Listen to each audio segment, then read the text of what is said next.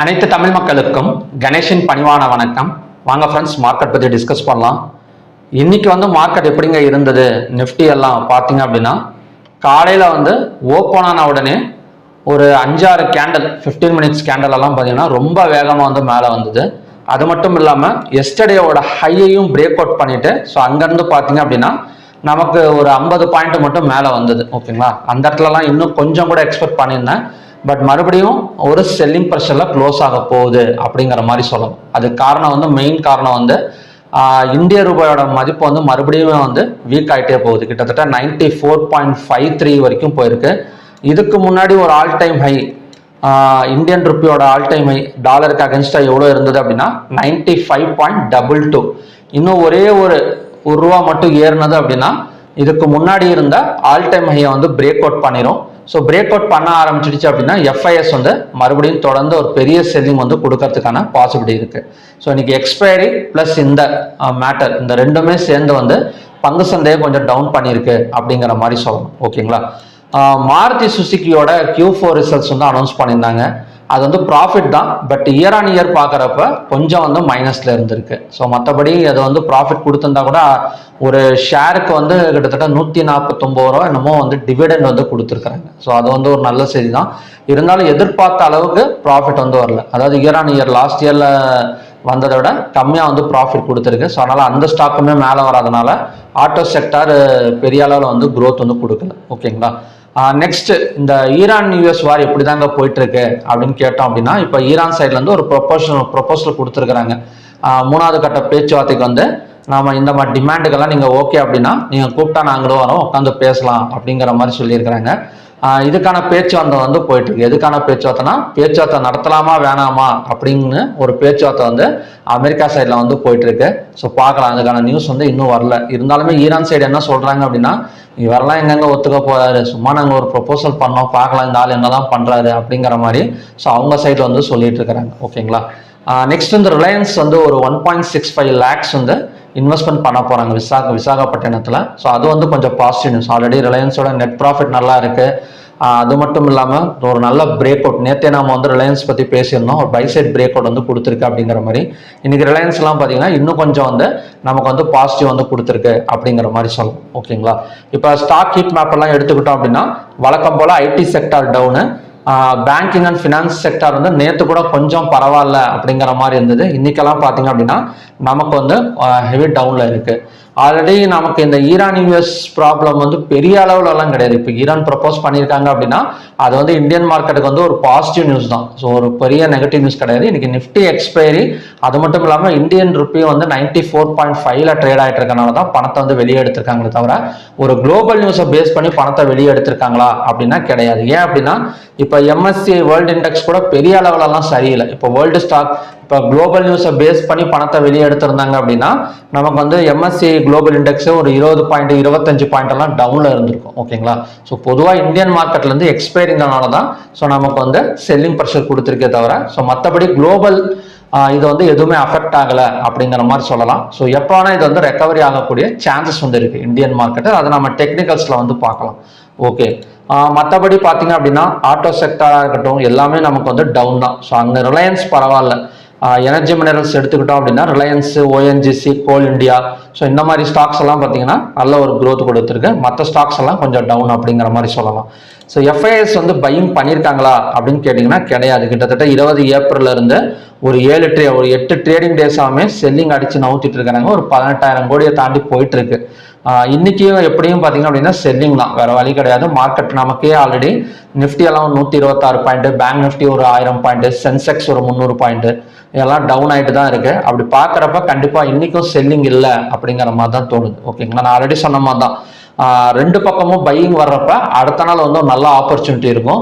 So இது already நமக்கு இதுக்கு முன்னாடி ஒரு இடத்துல நடந்தது. எந்த இடத்துலனா 10th ஏப்ரல். ஸோ 10th ஏப்ரல்ல ரெண்டு சைடுமே அவங்க பையிங்ல இருந்தாங்க. எஃப்ஐயும் பையிங்ல இருந்தாங்க, டிஐயும் பையிங்ல இருக்கிறப்ப நமக்கு 13th ஏப்ரல் கொஞ்சம் பை சைடு போனது. ஸோ செக் பண்ணி பாருங்க. இப்போ ரெண்டு பக்கமும் செல்லிங் போயிட்டு இருக்கு. அதாவது எஃப்ஐஎஸ் செல் பண்ணிட்டு இருக்காங்க, டிஐஎஸ் வந்து பை பண்ணிட்டு இருக்காங்க.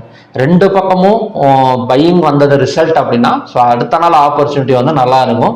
ஸோ அதை வந்து வாட்ச் பண்ணி பாருங்க. ஸோ நானும் டெய்லி வீடியோவில் பார்த்துட்டு அதை வந்து இன்டிமேட் பண்ணுறேன் உங்களுக்கு. ஓகேங்களா? இப்போ நெக்ஸ்ட் ஓப்பன் இன்ட்ரெஸ்ட் டேட்டாலாம் எப்படிங்க இருக்கு அப்படின்னா கால் ஆப்ஷனை செல் பண்ணி புட் ஆப்ஷனை பை பண்ணியிருக்கிற மாதிரி தான் க்ளோசிங் வரைக்குமே இருக்கு. காலையில் கொஞ்சம் ஒரு ½ hour வந்து கால் ஆப்ஷனை பை பண்ணியிருக்கிற மாதிரி சப்போர்ட் இருந்தது. அதுக்கு பேஸ் பண்ணி நேற்று எஸ்டர்டே அதாவது எஸ்டர்டேவோட ஹையும் வந்து பார்த்தீங்க அப்படின்னா பிரேக் அவுட் நடந்திருந்தது. ஸோ ரெண்டையும் வச்சு பார்க்குறப்போ நல்ல பை புஷ் பண்ணுவாங்க அப்படின்னு நினச்சேன். இருந்தாலும் மறுபடியும் வந்து எக்ஸ்பைரி வந்து அவளோட வேலையை காட்டிருச்சு அப்படிங்கிற மாதிரி தான் சொல்லலாம். இப்போ நெக்ஸ்ட் வந்து ஹைவேட்டே ஸ்டாக்ஸ். ஹைவேட்டே ஸ்டாக்ஸில் 3345 ஸ்டாக்ஸ் வந்து ட்ரேட் ஆயிருக்கு. அதில் 1404ங்கிறது பாசிட்டிவ், டிக்ளைன்ஸ் 1835, அன்சேஞ்சட் வந்து 106. 52 வீக் ஹைல 137 ஸ்டாக்ஸ் வந்து ட்ரேட் ஆயிருக்கு. அதாவது ஹைல இருக்கு. 52 வீக் லோல 23. இன்னும் வந்து மிட் கேப் ஸ்டாக்ஸ் வந்து பெரிய அளவில் வந்து விழுகல. ஏன்னா நேற்று வந்து மிட் கேப் ஸ்டாக்ஸ் வந்து ஒரு பிரேக் அவுட் லைனை வந்து நம்ம பார்த்துருந்தோம். இன்னைக்கு வந்து அந்த இடத்துல வந்து பணத்தை வந்து வெளியே எடுக்கலாம். ஹைவேட்டே ஸ்டாக்ஸ்ல கொஞ்சம் எடுத்திருக்கிறாங்க, ஸ்மால் கேப் ஸ்டாக்ஸ்ல எடுத்திருக்காங்க தவிர மிட் கேப் ஸ்டாக்ஸ் இன்னமும் ஹோல்டிங்ல தான் வச்சிருக்காங்க operators. Upper circle 86, lower circle 63. ஹைவேட்டே ஸ்டாக்ஸ் பார்த்தோம். ஓகே, ஹைவேட்டே ஸ்டாக்ஸ் பார்த்தோம் அப்படின்னா நமக்கு வந்து ரிலையன்ஸ் மட்டும்தான் நல்லா இருக்கு. ஸோ மற்றது எல்லாமே வந்து ரிலையன்ஸ் அண்ட் சன்ஃபார்மா வந்து கொஞ்சம் பரவாயில்ல. ஸோ சன்ஃபார்மா நேற்று வந்து கிட்டத்தட்ட 7% மேலே வந்தது. இன்னைக்கு வந்து ஹோல்டிங்ல தான் இருக்கு. பை சைடு வந்து ஹோல்டு பண்ணிட்டு தான் இருக்காங்க தவிர பெரிய அளவில் ப்ராஃபிட் புக்கிங் வந்து நடக்கலை. மற்றபடி பார்த்தீங்க அப்படின்னா ரிலையன்ஸ் கொஞ்சம் நல்லா இருக்கு. அதான் சொன்னால இப்போ 1.65 lakhs crore வந்து இன்வெஸ்ட்மெண்ட் பண்ண போறாங்க. ப்ராஃபிட்டும் நெட் ப்ராஃபிட்டும் நல்லா இருக்கு. Q4 ரிசல்ட்னால ரிலையன்ஸ் தொடர்ந்து கொஞ்சம் க்ரோத்ல இருக்கு. நெக்ஸ்ட் வந்து மற்றபடி எல்லாத்துலயுமே பார்த்தீங்க அப்படின்னா நமக்கு வந்து நெகட்டிவ் தான். மாருதி கொஞ்சம் நல்ல ரிசல்ட் வந்து எதிர்பார்த்தேன். அது நெட் ப்ராஃபிட் தான் கொடுத்துருக்காங்க, பட் எதிர்பார்த்த மாதிரி இல்லை, ஃபால் ஆயிருக்கு அப்படிங்கிற மாதிரி கொடுத்துட்டாங்க. ஸோ அதை பேஸ் பண்ணி கிட்டத்தட்ட 2.32% பக்கம் டவுன் ஆயிருக்கு. நெக்ஸ்ட் வந்து பார்த்தீங்கன்னா செக்டார் வைஸ் க்ளோசிங் என்னங்க நல்லா இருக்கு அப்படின்னா எதுவுமே நல்லா இல்லை அப்படிங்கிற மாதிரி சொல்லலாம். டாப் கெய்னர்ஸ் எடுத்துக்கிட்டோம் அப்படின்னா ONGC, அதானியன், Coal India, Nestle IND, Reliance இதெல்லாம் பார்த்தீங்கன்னா டாப் கெய்னர்ஸுக்கான ஸ்டாக்ஸ்.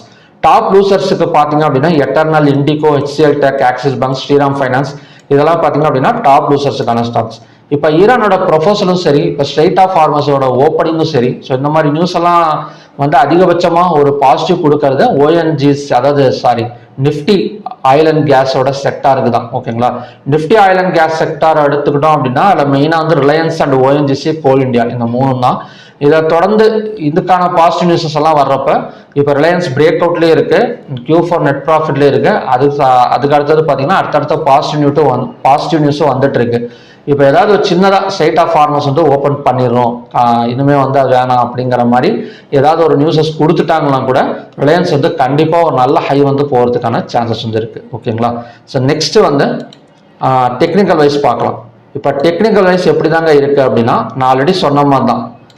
இன்னைக்கு வந்து ஒரு டெம்பரவரி செல்லிங் தானே தவிர ஒரு பெரிய கன்ஃபர்மேஷன் செல்லிங்காக வந்து நம்ம எடுத்துக்க முடியாது. ஏன்னா நாம் இப்போ தானே பார்த்தோம், இப்போ MSCI வந்து பெரிய அளவில் இறங்கலை. இப்போ நிஃப்டி வந்து ஒரு 200-300 பாயிண்ட் காலையில் பார்த்தீங்க அப்படின்னா 24,184லேருந்து 23,984 கிட்டத்தட்ட நமக்கு 200 பாயிண்ட் இறங்கியிருக்கு. ஸோ அந்த டைமில் MSCI வந்து ஒரு 6-7 பாயிண்டாச்சும் இறங்கியிருக்க வேண்டியது. ஆனால் அந்த அளவுக்கு வந்து நமக்கு அது இறங்கலை. ஸோ ஆனால் இப்போ இறங்கினதுக்கு மெயின் ரீசன் வந்து எக்ஸ்பைரி ப்ளஸ் ருப்பி வீக் அப்படிங்கிறது தான் நம்ம ஆல்ரெடி பார்த்துருக்கோம். ஓகேங்களா? அப்படி இருக்கிறப்ப எப்போ வேணால் ரெக்கவரி ஆகிறதுக்கு சான்சஸ் இருக்குது. ஸோ அப்படி ரெக்கவரி ஆனது அப்படின்னா so next target and break out ரெண்டுமே வந்து நமக்கு 24,130 தான். ஸோ இந்த இடம் வந்து ரெசிஸ்டன்ஸ் கிடையாது. ஸோ ரெக்கவரி ஆனால் இதையும் பிரேக் அவுட் பண்ணிட்டு நமக்கு மேலே தான் வரும். நெக்ஸ்ட் சப்போர்ட் ஜோனுங்கிறது இந்த சின்ன கேப் ஃபில்லிங் ஏரியா. ஸோ நம்ம நேற்றே வந்து பார்த்தது தான். இந்த 23,930 வந்துட்டு மறுபடியும் சப்போர்ட் எடுக்கிறதுக்கு சான்சஸ் இருக்குது. இல்லைன்னா இதையும் பிரேக் அவுட் பண்ணால் கண்டினியூஸாக நமக்கு வந்து நிஃப்டி வந்து நல்லா புஷ் பண்ணி மேலே வரதுக்கு சான்சஸ் இருக்குது. ஓகேங்களா? பார்க்கலாம். இப்போ ரெசிஸ்டன்ஸ் எடுக்கணும்னா எப்படிங்க எடுக்கும் அப்படின்னா ஜஸ்ட் இந்த லோவை பிரேக் அவுட் பண்ணணுங்க. அதாவது செல்லிங் எடுக்கணும், இன்னும் கன்ஃபர்மேஷன் கொடுக்கணும் அப்படின்னா 24th ஏப்ரலோட லோவை பிரேக் அவுட் பண்ணால் நம்ம செல் சைட் கன்ஃபர்மேஷன் வந்து கொடுக்கலாம். அது வரைக்கும் வந்து ஸோ நிஃப்டி வந்து பை தான் அப்படிங்கிற மாதிரி சொல்லலாம். நெக்ஸ்ட் வந்து பேங்க் நிஃப்டி. இப்போ பேங்க் நிஃப்டி மட்டும்தான் பிரேக் அவுட் ஆயிருக்கு. ஸோ நெக்ஸ்ட் சப்போர்ட் ஜோனுங்கிறது 54,840. ஸோ பேங்க் நிஃப்டி பார்த்தீங்கன்னா தெரியும் இந்த இடத்துல பிரேக் அவுட் கொடுத்துருக்கு 55,754. அகைன் இந்த இடம் வந்தால் நமக்கு மறுபடியும் 54,840 எல்லாம் வரதுக்கான சான்சஸ் வந்து இருக்கு. இல்லைன்னா லோவாக பிரேக் அவுட் பண்ணால் கூட ஸோ 54,840 வரைக்கும் நமக்கு வந்து சான்சஸ் இருக்கு. எப்படியும் நமக்கு நிஃப்டி மேலே வரப்போ பேங்க் நிஃப்டி கொஞ்சம் மேலே வந்துடும். ஓகேங்களா, அப்படி வந்தால் கூட 55,754ங்கிறது நெக்ஸ்ட் ரெசிஸ்டன்ஸ் ஜோன். நெக்ஸ்ட் பார்த்தீங்க அப்படின்னா ஃபின் நிஃப்டி. ஸோ ஃபின் நிஃப்டியோட நெக்ஸ்ட் ரெசிஸ்டன்ஸுங்கிறது 25,995. நெக்ஸ்ட் சப்போர்ட்டுங்கிறது 25,737. மிட் கேப் நிஃப்டி பார்த்தீங்க அப்படின்னா பெரிய அளவில் கீழே இறங்கலை. ஸோ மிட் கேப் நிஃப்டியில் இருக்கிற ஸ்டாக்ஸ் தான் 52 வீக் ஹையில் வந்து கிட்டத்தட்ட நமக்கு வந்து ஒரு 137 ஸ்டாக்ஸ் ஹோல்டில் இருக்குது. ஸோ அப்படி இருக்கிறப்ப 14,114 ரீச் ஆகக்கூடிய சான்சஸ் வந்து ரொம்ப அதிகம். ஸோ இதுக்கு முன்னாடி பிரேக் அவுட் ஆகிட்டு இருந்த இடம் தான் நாளைக்கான சப்போர்ட் ஜோன். 13,949ங்கிறது சப்போர்ட் ஜோன், 14,114ங்கிறது நமக்கான ரெசிஸ்டன்ஸ் ஜோன் நிஃப்டி மிட் கேப்பை பொறுத்த வரைக்கும். சென்செக்ஸ் எடுத்துக்கிட்டாலும் சேம் கண்டிஷன் தான், நிஃப்டி மாதிரி தான். நெக்ஸ்ட் சப்போர்ட்டுங்கிறது 76,765, ரெசிஸ்டன்ஸுங்கிறது 77,571. ஓகேங்களா, ஸோ நிஃப்டி ஃபுல்லாக செல் சைட் கன்ஃபர்மேஷன் கிடைக்கணும் அப்படின்னா கண்டிப்பாக நமக்கு வந்து இப்போ இந்த இடத்துலயே பார்த்தீங்க அப்படின்னா நம்ம ஒரு ட்ரெண்ட் லைன் ட்ராப் பண்ணணும். இந்த ஜோன்லேயே வந்து பார்த்தீங்கன்னா தெரியும். அகைன் இந்த ட்ரெண்ட் லைனை பிரேக் அவுட் பண்ணணும். இல்லை அப்படின்னா டச் பண்ணிட்டு மறுபடியும் மேலே வரதுக்கு சான்சஸ் இருக்கு. ஓகேங்களா, ஸோ இந்த ட்ரெண்ட் லைன் வந்து ட்ரா பண்ணிக்கோங்க. இதுக்கு தகுந்த மாதிரி தான் நாளைக்கு வந்து மார்க்கெட் வந்து மூவ்மெண்ட் கொடுக்கும். ஸோ டச் பண்ணிட்டு மேலே வந்தால் சப்போர்ட் ஜோன், இல்லைனா அதையும் பிரேக் அவுட் பண்ணிடுச்சு நிஃப்டி அப்படின்னா ஸோ கண்டினியூவாக அங்கேருந்து கொஞ்சம் டவுன் ஆகக்கூடிய சான்சஸ் இருக்கு. நான் அப்டேட் பண்ணுறேன் உங்களுக்கு டெலிகிராமில். ஓகே, இப்போ இந்தியா விக்ஸ் எல்லாம் எப்படிங்க இருக்கு அப்படின்னா USD INR செல்லர்ஸுக்கு சப்போர்ட் பண்ணுற மாதிரி தான், அதாவது ஆப்ரேட்டர்ஸ் வந்து பணத்தை வெளியே எடுக்கிறதுக்கு சப்போர்ட் பண்ணுற மாதிரி தான் USD INR வந்து இருக்கு. இந்தியா விக்ஸும் அதே மாதிரி தான், கொஞ்சம் ஃபியரபிள் மார்க்கெட் அப்படிங்கிற மாதிரி சொல்லலாம். ஸோ நேற்று கூட கொஞ்சம் வந்து நேற்று வந்து கொஞ்சம் கிரீடி மார்க்கெட்டில் இருந்தது. ஸோ இன்னைக்கு வந்து நியூட்ரலாக இருக்குது, அதாவது கிரீடியும் கிடையாது ஃபியரும் கிடையாது அப்படிங்கிற மாதிரி ஒரு 18ல் வந்து ட்ரேட் ஆகிட்டு இருக்கு. ஓகேங்களா, நெக்ஸ்ட் வந்து க்ரூட் ஆயிலுக்கு போயிடலாம். இப்போ க்ரூட் ஆயில் பார்த்தீங்க அப்படின்னா ஃபுல் டிமாண்டுங்க. அதாவது ஆல்ரெடி காலையில் கூட ஒரு ரெசிஸ்டன்ஸை ட்ரா பண்ணியிருந்தோம். இந்த இடத்துல 9,248 பிரேக் அவுட் பண்ணால் 9,401 வரைக்கும் வரதுக்கான பாசிபிலிட்டி இருக்கு அப்படிங்கிற மாதிரி தான் சொல்லியிருந்தேன். ஓகேங்களா, இப்போ மார்னிங்லேயே பார்த்தீங்கன்னா இந்த பேட்டர்னை ட்ரா பண்ணியிருந்தேன். எக்ஸாக்டாக பிரேக் அவுட் பண்ணிட்டு இதையும் பிரேக் அவுட் பண்ணிட்டு இப்போ 9,401 வரைக்கும் வந்திருக்கு. ஸோ கேண்டில் 9,401க்கு கீழே க்ளோசிங் வச்சது அப்படின்னா ஸோ நெக்ஸ்ட் டார்கெட்டுங்கிறது 9,240. புரியுதுங்களா உங்களுக்கு? இப்போ பிரேக் அவுட் பண்ணிட்டு மேலே வந்துருச்சு. இப்போ மறுபடியும் ரெசிஸ்டன்ஸ் ஒர்க் அவுட் ஆகணும் அப்படின்னா இந்த 9,401க்கு கீழே ஒரு 15 மினிட்ஸ் கேண்டில் வச்சு க்ளோசிங் வைக்கணும். ஸோ வச்சா ஸோ நமக்கு அடுத்த டார்கெட் வந்து 9,248. இதுதான் நெக்ஸ்ட் சப்போர்ட் ஜோன். ஓகேங்களா, ஸோ பிரேக் அவுட் ஆகிட்டு ஒரு கேண்டில் மேலே போகுது அப்படின்னா ஸோ எந்த இடத்துல பிரேக் அவுட் ஆனதோ ஸோ அதுதான் பார்த்தீங்க அப்படின்னா நமக்கான நெக்ஸ்ட் சப்போர்ட் ஜோன். ஸோ பிளாக்ல இருந்து கிரீனுக்கு வந்து சேஞ்ச் பண்ணிக்கிறேன். ஸோ எப்போவுமே லைன்ஸை ட்ரா பண்ணுறப்போ கேர்ஃபுல்லாக இருங்க. எல்லாத்துக்குமே ரெட் அண்ட் கிரீனே கொடுத்துட்டு இருக்காதீங்க. ஓகேங்களா, நமக்கு வந்து என்ன சொல்றது அப்படின்னா ரெட் அண்ட் கிரீனுங்கிறது சப்போர்ட் அண்ட் ரெசிஸ்டன்ஸுக்கு மட்டும் யூஸ் பண்ணிக்கோங்க. பிரேக் அவுட்டுக்கு வேற கலர் வந்து சேஞ்ச் பண்ணிக்கோங்க. பிளாக் இல்லை ஒய்லட்டு அந்த மாதிரி கலர் வந்து சேஞ்ச் பண்ணிக்கோங்க. ஸோ அப்போதான் நமக்கு வந்து கிளியர் கட் ஐடியா வந்து தெரியும். அதே மாதிரி ட்ரெண்ட் லைன் ட்ரா பண்ணுறதுக்கு வேற கலர் சேஞ்ச் பண்ணிக்கோங்க. ஒய்லட் அந்த மாதிரி எல்லாம் சூஸ் பண்ணிக்கோங்க. ஓகேங்களா, ஸோ எனக்கு தெரியுங்கிறனால எனக்கு கொஞ்சம் பழக்கம் இருக்குது ட்ரெண்ட் லைன்லாம் ட்ரா பண்ணுறதுனால தெரியுங்கிறனால நான் இந்த மாதிரி ட்ரா பண்ணியிருக்கேன். ஸோ ஃபஸ்ட்டு ப்ராக்டிஸ் பண்ணுறவங்க கலர்ஸ் சேஞ்ச் பண்ணிவிட்டு ஸோ அதுக்கப்புறம் நல்லா எக்ஸ்பீரியன்ஸ் ஆனதுக்கப்புறம் வேணால் நம்ம ஒரே கலர் கூட கொடுத்துக்கலாம். நெக்ஸ்ட் வந்து நேச்சுரல் கேஸ். இப்போ நேச்சுரல் கேஸ் கிட்டத்தட்ட 257.6ல் கேப் அப் ஓப்பனிங் லோவை பிரேக் அவுட் பண்ணால் ஆல்ரெடி பார்த்தீங்கன்னா ரெசிஸ்டன்ஸ் ஜோனில் தான் நிற்கிது 257.5. இந்த இடத்துல செல்லிங் கன்ஃபர்மேஷன் தான். நெக்ஸ்ட் சப்போர்ட் ஜோன் பார்த்தீங்க அப்படின்னா கிட்டத்தட்ட 247.6 வரைக்கும் வந்துட்டு மேலே வரதுக்கு சான்சஸ் இருக்கு. நெக்ஸ்ட் வந்து கோல்ட் அண்ட் சில்வர். இப்போ கோல்டெல்லாம் பார்த்தீங்க அப்படின்னா பிரேக் அவுட் ஆயிடுச்சுங்க. காலையில் சப்போர்ட்னு சொல்லியிருந்த இந்த இடம் பார்த்தீங்கன்னா அப்படின்னா பிரேக் அவுட் ஆயிருக்கு. இந்த லோவையும் பிரேக் அவுட் பண்ணிட்டு மேலே வந்திருக்கு. ஸோ நெக்ஸ்ட் ரெசிஸ்டன்ஸுங்கிறது 1,50,750, சப்போர்ட்டுங்கிறது 1,48,519. நெக்ஸ்ட் வந்து சில்வர் பார்க்கலாம். ஸோ சில்வரும் சேம் கான்செப்ட் தான், ஆல்ரெடி லோவை பிரேக் அவுட் பண்ணிட்டு கீழே வந்திருக்கு. நெக்ஸ்ட் ரெசிஸ்டன்ஸுங்கிறது 2,38,351, சப்போர்ட்டுங்கிறது 2,24,578. ஓகேங்களா, நெக்ஸ்ட் வந்து காப்பர் பார்க்கலாம். இப்போ காப்பர்லாம் பார்த்தீங்க அப்படின்னா நெக்ஸ்ட் சப்போர்ட் ஜோனுங்கிறது 1,265. ஏன்னா இந்த இடம் தான் பார்த்தீங்க அப்படின்னா நெக்ஸ்ட் சப்போர்ட் ஜோன். 1265 வந்தால் ஸோ இந்த இடத்துல பை வந்து ஃபோக்கஸ் பண்ணலாம். இதோட டார்கெட் வந்து 1292 இல்லை 96 வரைக்கும் வரதுக்கான சான்சஸ் வந்து இருக்குது. ஸோ ஓகே ஃப்ரெண்ட்ஸ், இதுதான் பார்த்தீங்கன்னா evening conditions. Evening crude oil buy side break out நடந்திருக்கு. செல்லிங் ஆகணும் அப்படின்னா 9401க்கு கீழே ஒரு 15 மினிட்ஸ் கேண்டல் வச்சு நமக்கு வந்து க்ளோசிங் வைக்கணும். அப்போ தான் அந்த இடத்துல ஒரு செல்லிங் கன்ஃபர்மேஷன் வந்து கிடைக்கும். ஓகேங்களா? ஸோ ஓகே ஃப்ரெண்ட்ஸ், பார்க்கலாம் இந்த மாதிரி வந்து நடந்திருக்கு அப்படின்னு. ஸோ நிஃப்டியை பொறுத்த வரைக்கும் டெம்பரவரி செல்லிங் அப்படின்னு நினைக்கிறேன். ஏதாவது ஒரு நியூஸ் வருதான்னு பார்க்கலாம். ஈவினிங்குள்ளார ஏதாவது ஒரு நியூஸ் கொடுத்து நிஃப்டியை மேலே ஏற்றுறாங்களா இல்லை கீழே இறக்குறாங்களா அப்படிங்கிற மாதிரி பார்க்கலாம். இப்போதைக்கு ஒரு temporary selling, global news affect ஆன மாதிரி தெரியல நிஃப்டிக்கு. ஓகேங்களா?